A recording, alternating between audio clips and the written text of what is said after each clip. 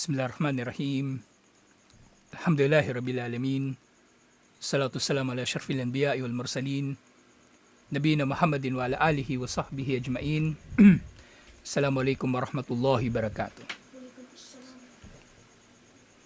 So inshallah adabul muta'allimin. Tiyatalakay pa rin natin yung mga payo ng mga scholar kung paano magbasa.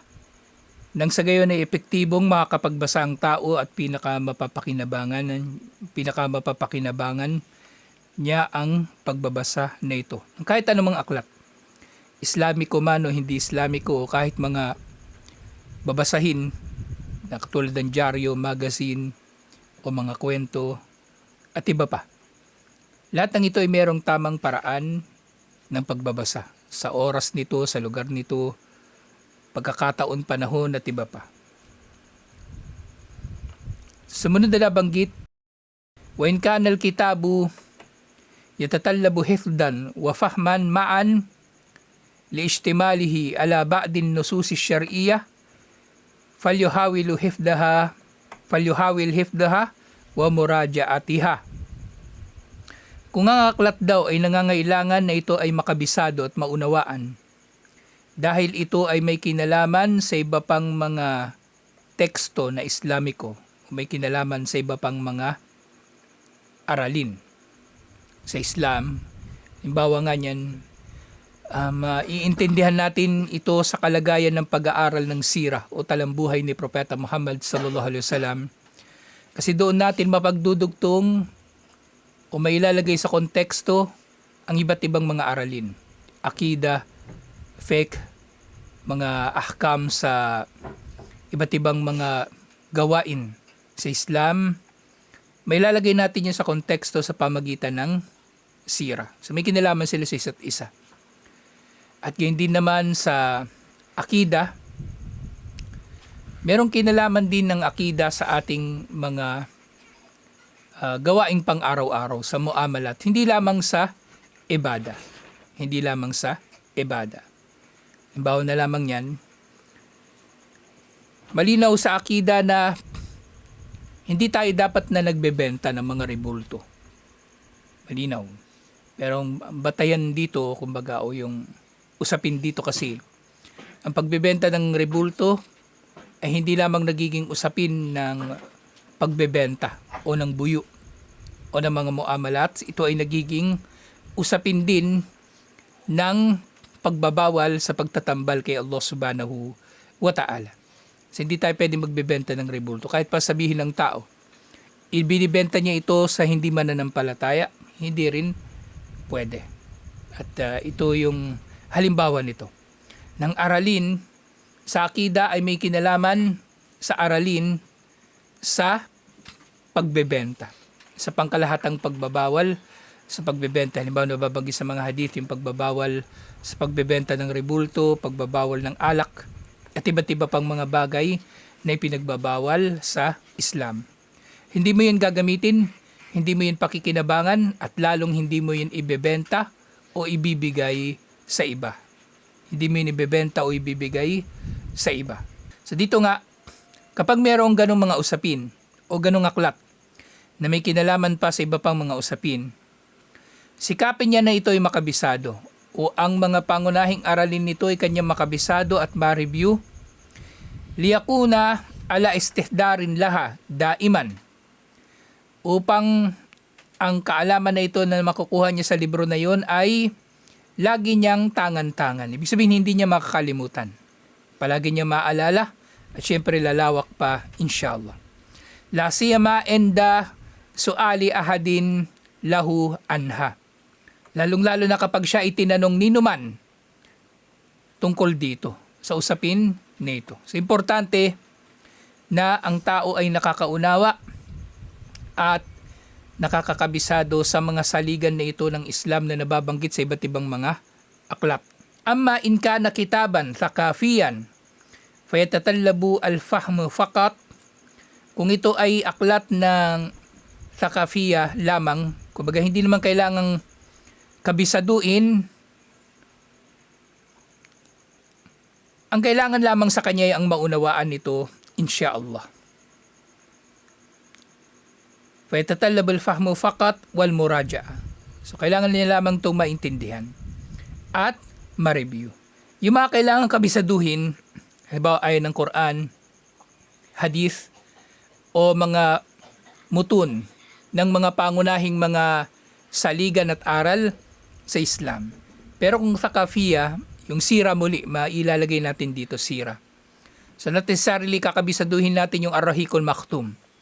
Pero sapat na makabisado natin yung mga mahalagang nangyari sa talambuhay ni Propeta Muhammad sallallahu alaihi wasallam. Petsa nito, ano mga dahilan nito, ano ang mga resulta nito, tiba pa. So ito yun. Sapat lang na maunawaan natin.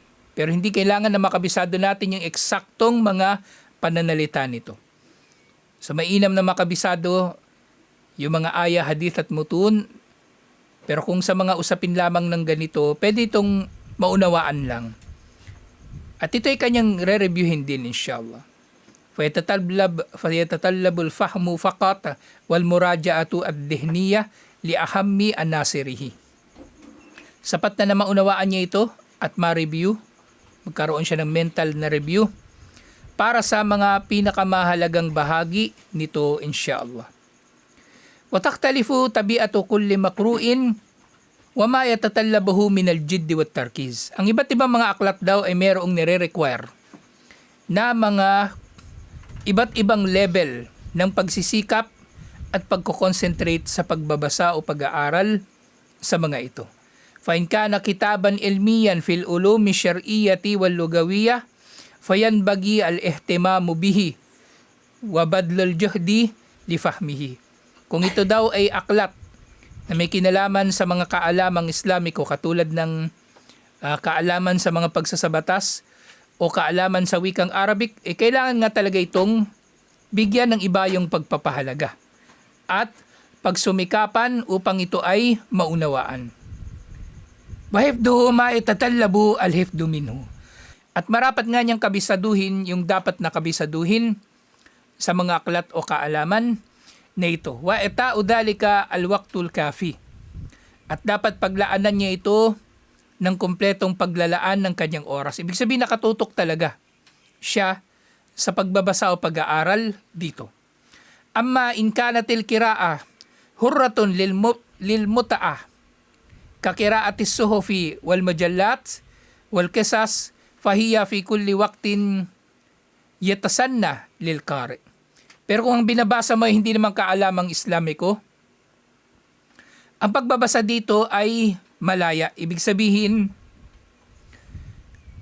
ito na yung mga pagbabasa na maaari mong ginagawa habang ikaw ay nagmumultitasking. Pero kung yung mga pag-aaral o pagbabasa ay para sa mga mahalagang kaalamang Islamiko, kailangan talaga nakatutok ka rito. Pero kung ang pag-aaral ay para sa paglilibang, katulad ng pagbabasa sa mga dyaryo, magazine at mga kwento, malaya ang tao na basahin ito sa anumang oras na gugustuhin niya. Kahit hindi siya totally nakakonsentrate sa mga ito Hindi katulad ng ibang mga libro. Lalong-lalo na kung nagbabasa tayo ng libro ng Quran, syempre hadith, at iba pa. وَمِثْلُهَا الْقِرَاءَةُ فِي الطَّائِرَةِ أَثْنَاءَ السَّفَرِ الطَّوِيلِ فِي بَعْضِ الْكُتُبِ الْمُمْتِعَةِ ذَاتَ الْقِصَصِ الْهَادِفَةِ أو اللطائف الطريفة أو اللطائف الظريفة التي تسلي المسافر حتى يصل لما يريده. Katulad halimbawa, kung nasa eroplano ka at mahaba ang paglalakbay, ang pagbabasa mo rito ay magiging katulad ng pagbabasa sa mga ito. Kumbaga, maaari mong basahin ang mga ito sa mga panahon na ito para malibang ka lang. Para malibang ka sa pamagitan ng pagbabasa ng mga kwento at mga aral na nagdudulot na mapalipas ng naglalakbay ang oras hanggang sa siya ay makarating sa kanyang paglalakbay. So hindi ito nangangailangan ng iba yung concentration. Kasi ang binabasa mo mga kwento lang naman Mga kwento, mga balita. Kaya mainam gawin ang pagbabasa na mga ganito sa mga ganitong pagkakataon.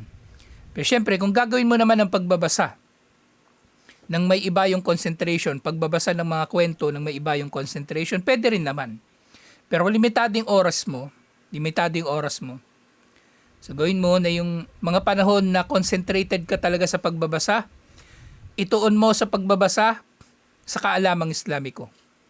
At yung pagbabasa naman sa kwento, sa mga kwento, tiba pa, dyaryo, balita, gawin mo sa iba pang panahon na hindi mo kailangan ng total na konsentrasyon. Kasi maaaring sa paglalakbay, dapat aware ka rin sa paligid mo.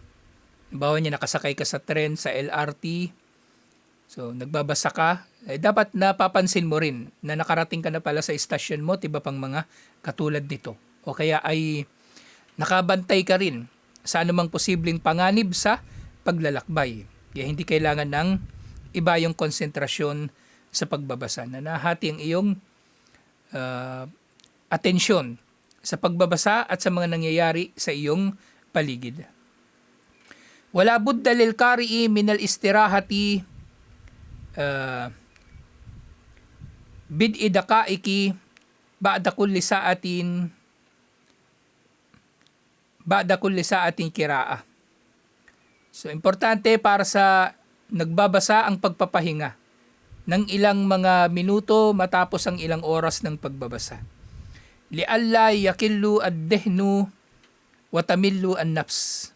Upang hindi, kumbaga, mainip ang isip at mayamot ang ating mga kaluluwa. Kumbaga, yung ating mga sarili, hindi tayo maiinip o mabuburyo o tatamarin. Bal yartahu kalilan li'alla tajhad al-ain wa yat'abul jism. Bagkus siya nga ay magpapahinga nang sa gayon ay hindi niya mapopwersa yung kanyang mata, na kumbaga magkakaroon siya masyado ng eye strain, at mapapagod ang kanyang katawan sa pagbabasa. Kasi maaaring nakapagod din ang pagbabasa, na ikaw ay nakatingin sa libro, na ikaw ay nakayuko. So kailangan mo rin talaga magpahinga. Pero pagkatapos nga nito, thumma yaudu ba'da dhalika binafsin munshariha lil mazidi minal qira'a. Pagkatapos nga ng lahat ng pahinga na ito, inshallah, ang iyong katawan, ang iyong isip, ang iyong mata ay nakapagpahinga na, maintindihan mo na ng maayos ang iyong binabasa, inshallah. Hindi nga ito yung dahilan kung bakit kailangan natin magpahinga. At syempre, ang pagpapahinga habang nagbabasa, nag-aaral o gumagawa ng iba't iba pang mga bagay, mahalaga ang pagpapahinga. Dahil bahagi rin ito ng paraan upang matiyak natin na magagawa natin ng maayos ang gawain. Wal yatawakkafu anil qiraati inda ihsasihi bit-ta'bi aw al-ju'i aw an-nawmi wala yaksir nafsahu alal qiraati fayakuna dhalika sababan fi uzufihi anha. So marapat siyang tumigil sa pagbabasa kapag siya ay makakaramdam ng pagod, gutom, antok, na dahil dito hindi niya mapagkakaitan ng kanyang sarili sa pagbabasa. Kasi nga kapag inaantok ka, pilitin mo man magbasa, hindi mo rin maintindihan ang iyong binabasa. Baaring makakatulugan mo pa ito. Na magiging dahilan nga ang mga ito na hindi natin tuluyang mapakinabangan o mapakinabangan ng husto ang ating mga binabasa. Liyahras al-qari ala an takunal kutaballati yakra'uha martabatun bil kitabi was sunnah liannahuma dasturul umma al-islamiyah. So marapat daw na ang binabasa natin ng mga aklat ay mga aklat na may kinalaman sa Quran at Sunnah, dahil ang dalawang ito ang dalawang batayan ng umma na ito ng mga Muslim. Wala budda lana minal irtibati minha. So dapat meron tayong palagiang kinalaman sa Quran at Sunnah. Wa kullal ulum al-islamiyya ma hiya illa likhidmatil kitabi was sunnah. Ang lahat ng mga kaalamang Islamiko ay para lamang sa paglilingkod sa Quran at sa Sunnah.